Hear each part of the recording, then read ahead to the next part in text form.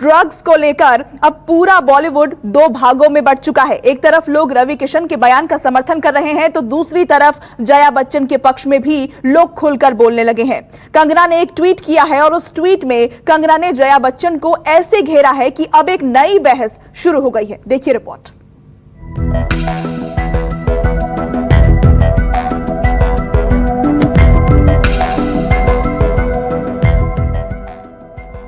Film industry में drugs connection को लेकर अब एक नया बवाल शुरू हो गया है। कहां तो सुशांत सिंह राजपूत को न्याय दिलाने की बात शुरू हुई थी, फिर ड्रग्स एंगल की बात सामने आई और अब देखते ही देखते एक नए तरह के बवाल में बदलता जा रहा है। और बवाल के बीच और सवाल यह है कि किसकी थाली कैसी है, किसकी थाली में छेद है और किसकी थाली कितनी साफ है।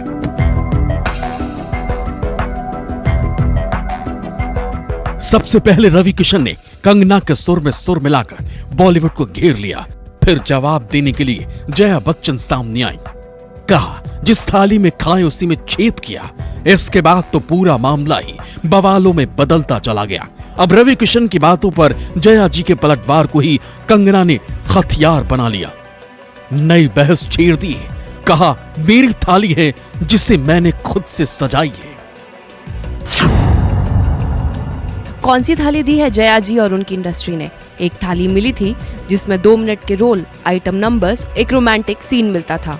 मैंने इस इंडस्ट्री को फेमिनिज्म सिखाया। थाली देशभक्ति, नारी प्रधान फिल्मों से सजाई। यह मेरी अपनी थाली है, जया जी आपकी नहीं।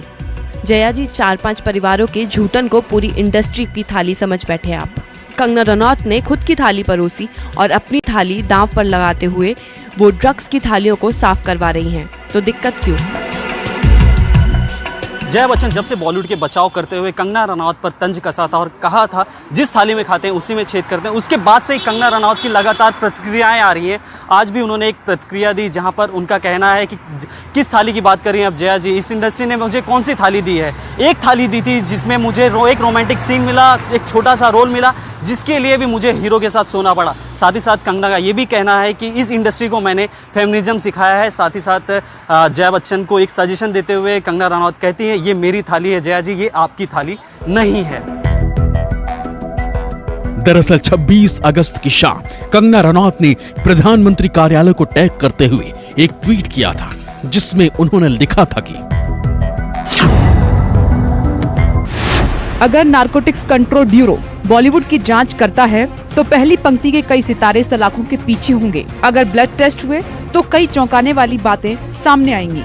उम्मीद है कि प्रधानमंत्री जी स्वच्छ भारत मिशन के तहत बॉलीवुड जैसे गटर को साफ करेंगे। बॉलीवुड में ड्रग्स को लेकर न सिर्फ जया और कंगना में वार पलटवार हुआ, बल्कि देखते ही देखते बीजेपी सांसद रवि किशन और जया बच्चन में जुबानी जंग छिड़ गई। इट्स अ शेम, जिस थाली में खाते हैं उसमें छेद करते हैं। गलत बात है। I need the protection, the industry needs the protection and support of the government. इससे पहले रवि किशन ने संसद में बॉलीवुड में ड्रग्स को लेकर एक बड़ा बयान दिया था, जिसके बाद जया बच्चन ने आज रवि किशन पर निशाना साधा है। आज मैं चाह रहा था कि जया जी मेरा समर्थन करें, या तो उन्होंने मेरा व्यक्तित्व सुना ही नहीं या मेरी बात सुनी ही नहीं। इंडस्ट्री को बचाने की बात, युवाओं को बचाने, कल मेरे बच्चे भी आएंगे तो किस माहौल में आएंगे, कल आप भी जाना चाहोगी तो किस माहौल में जाओगी। मैं किसी भी साजिशन तरीके से अपनी फिल्म इंडस्ट्री को, जो कि जया जी की भी फिल्म इंडस्ट्री जितनी उनकी है उतना हक मेरा भी है इस इंडस्ट्री में, मैं उसको खोखला होने नहीं दूंगा, भले मेरी जान चली जाए। अब ये बवाल जब तेजी से बढ़ रहा है तो जया प्रदा भी सामने आ गई। जया प्रदा ने जया बच्चन से ही सवाल किए हैं और पूछा है कि जब अमर सिंह की मौत हुई थी तब जया बच्चन कहां थी। इस थाली में खाते हैं उसी थाली को छेद करते हैं, ये कौन कर रहा है?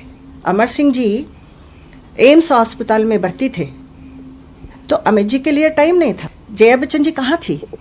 अमित जी कहाँ थे? मैं ये पूछना चाहती हूँ कि जया जी को राजनीति में कौन लेकर आए? बच्चन परिवार के लिए उन्होंने बहुत कुछ किए हैं। रवि किशन जी के बारे में बताना चाहती हूँ कि वो उनके भावना को मैं समर्थन करती हूँ। एक तरफ एनसीबी की जांच चल रही है, रिया के कहने पर उन 25 बॉलीवुड स्टार के बारे में पड़ताल चल रही है कि ड्रग्स लेता था, कौन लेता था और कौन किसे खरीदने में मदद कर रहा था।